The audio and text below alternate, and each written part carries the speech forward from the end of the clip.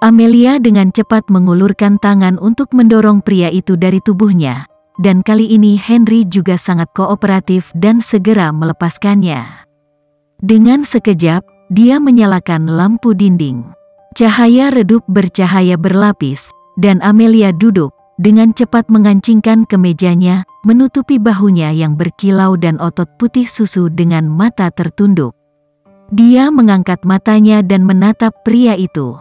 Pria itu turun dari tempat tidur, menunjukkan wajah yang tampan. Ia terlahir sangat tampan, garis wajahnya seperti hasil karya seni alami, dan gerakannya menunjukkan ketipisan, ketidakpedulian, dan keluhuran yang melekat. Tetapi Amelia tidak punya waktu untuk mengagumi wajah tampan pria itu, sebaliknya, pupil matanya sedikit menyusut, begitu dia berani mendongak. Karena penampilan pria ini, itu kamu, dia pria di kereta, jadi dia adalah suami barunya. Amelia tahu bahwa dia akan menikah dengan pria yang sedang sekarat, dan dia telah melakukan banyak persiapan, tetapi dia tidak pernah mengira itu akan menjadi dia. Di kereta hari itu, dia berteriak padanya, dengan masuk akal mengatakan bahwa dia adalah pengantin wanita yang menikah dengan Green Garden.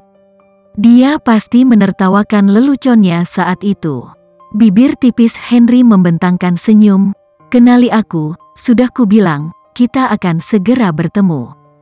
Ada sedikit kesenangan di matanya, dan kepala pelayan itu memberitahunya bahwa keluarga Wijayanto datang untuk menikahkan seorang gadis dari pedesaan. Saya bersedia menikah denganmu, itu keinginan nenek, selama nenek bahagia. Terlebih lagi, Udik ini masih sama. Hanya saja, apakah dia seperti ini secara alami? Dia bisa melihat dengan matanya sendiri bagaimana dia membiarkan pria yang terluka itu jatuh ke lantai kabin di kereta.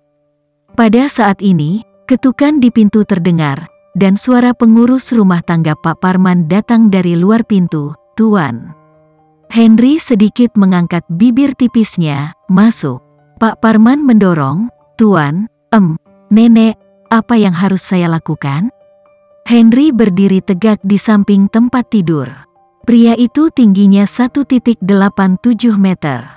Dia memakai kemeja putih dan celana panjang hitam yang paling sederhana, tetapi kain mahal itu tampak seperti versi buatan tangan, dan setiap detail mewahnya sangat memukau membuat setiap orang dengan sangat berhati-hati untuk menyentuhnya. Henry menurunkan matanya, membalik kancing perak berkilau di lengan bajunya dengan terampil dengan jari-jarinya. Dia melirik Amelia dengan sembarangan, kamu tidak tahu, ada 2 serigala di halaman belakang Green Garden. Jika kamu mencoba untuk bermain-main denganku, aku akan melemparkanmu untuk memberi mereka makan. Hati Amelia menegang. Pernikahan ini diperintahkan oleh para tetua. 4 tetua di keluarga keraton, Mahendra, Gunawan, Hartono, dan Sudarta. Tuan muda dari keluarga Mahendra menutupi langit hanya dengan tangannya. Legenda mengatakan bahwa dia adalah yang termuda dan paling tampan di generasi pemimpin bisnisnya, tetapi belum ada yang melihat wajah aslinya, yang cukup misterius untuk semua kalangan kota. Green Garden terpencil, dan sekilas tidak tampak seperti keluarga kaya. Keluarga Wijaya telah mengirim orang untuk menyelidiki Green Garden, hanya untuk mengetahui bahwa ada 2 kakek nenek yang tinggal di Green Garden, dan cucu ini juga seorang misterius yang sakit menurut legenda yang tersebar di seluruh area. Keinginan terbesar Yulia adalah menikahkan kedua putrinya dengan 4 keluarga besar keraton. Akibatnya, Yulia benar-benar ingin membuka kuburan leluhur keluarga Wijaya dan bertanya bagaimana dan mengapa para tetua memesan pernikahan ini dengan sosok misterius. Yulia sama sekali tidak ingin putrinya menikah, tetapi Sydney memiliki pikiran yang feodal dan berbakti, dan tidak mau melanggar kontrak pernikahan yang dibuat oleh para tetua. Dia tidak bisa mengorbankan putrinya untuk menikah. Yulia memikirkan Amelia, jadi dia membawanya kembali untuk menikah dengan pria yang sakit. Jadi dalam kognisi Amelia, Pria di depannya jelas bukan pejabat tinggi, tetapi saat ini dia bingung. Pria di depannya memancarkan rasa tatapan yang tinggi, menunjukkan rasa dingin dan keanggunan dari perawakannya, seperti seorang raja yang memberi perintah, dan orang-orang tidak bisa tidak memujanya. Ia juga memelihara serigala di halaman belakang, yang bukan merupakan hiburan bagi orang biasa. Amelia ingin berbicara, tetapi pada saat ini pria itu tiba-tiba meletakkan tangannya di atas meja, dan dia menyipitkan mata tampannya, menunjukkan ekspresi kesakitan. Warna kulit kepala pelayan berubah drastis, dan dia dengan cepat berkata, "Tuan, saya akan memanggil dokter sekarang." Mata cerah Amelia bergerak ke bawah, dan kedua tangannya yang besar di atas meja sudah bergerak dengan kuat, seolah-olah itu adalah tanda-tanda penyakit aneh. Apakah dia sakit? Selain itu adalah penyakit yang mengerikan jika itu adalah penyakit apapun. Pada saat ini, Amelia bertemu dengan mata sipit merah pria itu. Henry berbalik untuk melihatnya, dan berkata kepada pengurus rumah tangga, minta dia pergi sekarang. Kepala pelayan dengan cepat berkata, "Nyonya, maaf Anda harus cepat pergi sekarang." Amelia tahu bahwa dia tidak bisa pergi.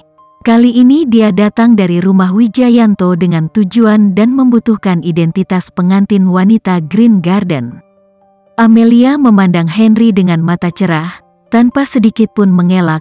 "Kamu sakit? Ada apa?"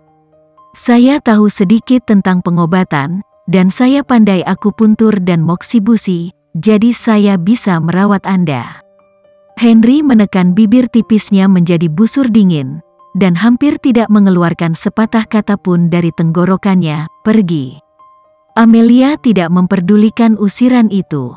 Tidak hanya tidak mundur ke belakang, tapi juga mendekatinya sambil bergerak maju. "Tadi aku mencium aroma lili, poria, gastrodia elata dan bahan obat berharga lainnya di tubuhmu. Ini semua adalah obat Cina untuk mengobati insomnia. Jika tebakan saya benar dan kesimpulan saya tidak salah, Anda menderita gangguan tidur dan tidak bisa tidur di malam hari." Kepala pelayan itu memandang Amelia dengan kaget. "Nyonya, kamu..." Pupil cerah Amelia jatuh pada wajah tampan Henry. "Seberapa jauh gangguan tidurmu, Tuan Henry? Setelah gangguan tidur itu menjadi parah dan mengganggu aktivitas Anda, itu akan sangat mempengaruhi keadaan mental Anda, dan tubuh yang kelelahan ekstrim jika tidak cepat disembuhkan, dan dibarengi dengan istirahat dan rileks. Ini akan membuat tubuh Anda tidak akan nyaman dan orang di sekitar Anda pun akan merasa seperti itu. Diri Anda akan menjadi suram, pemarah, menakutkan, dan menjadi seperti orang sakit." Sudut mata sipit Henry menjadi merah, dan alis yang tampan ditutupi dengan suasana yang suram. Dia mengulurkan tangannya dan meraih leher Amelia. Leher merah muda gadis itu sangat halus. Selama dia meremasnya dengan lembut, dia akan mudah mati. "Nyonya, jangan membuat tuanku kesal lagi." "Tuan, lepaskan Nyonya." Kepala pelayan itu bergegas maju dengan tergesa-gesa. Udara segar yang bisa dia hirup menjadi lebih tipis, dan wajah kecil Amelia perlahan memerah, tapi dia membalikkan tangan kecilnya dan dengan cepat menusuk jarum perak ke akupuntur Henry. Henry melepaskan tangannya dan duduk di sofa.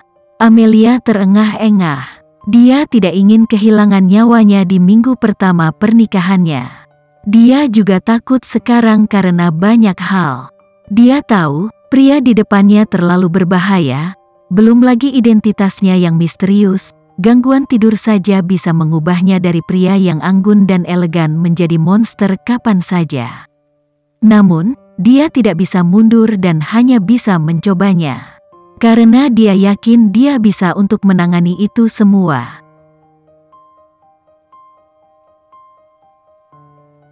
Sekian dulu ya video kali ini, kita lanjutkan lagi videonya di lain waktu. Oh iya, bagaimana menurut kalian? Semoga bisa sedikit menghibur kalian semua. Untuk teman-teman yang baru nonton, jangan lupa subscribe ya, hehehe. Dan kalau teman-teman ada yang ingin gabung langganan bisa langsung gabung saja untuk dapat fitur yang menarik dan sedikit membantu Mimin. Terima kasih banyak sudah menonton, sampai jumpa lagi, bye.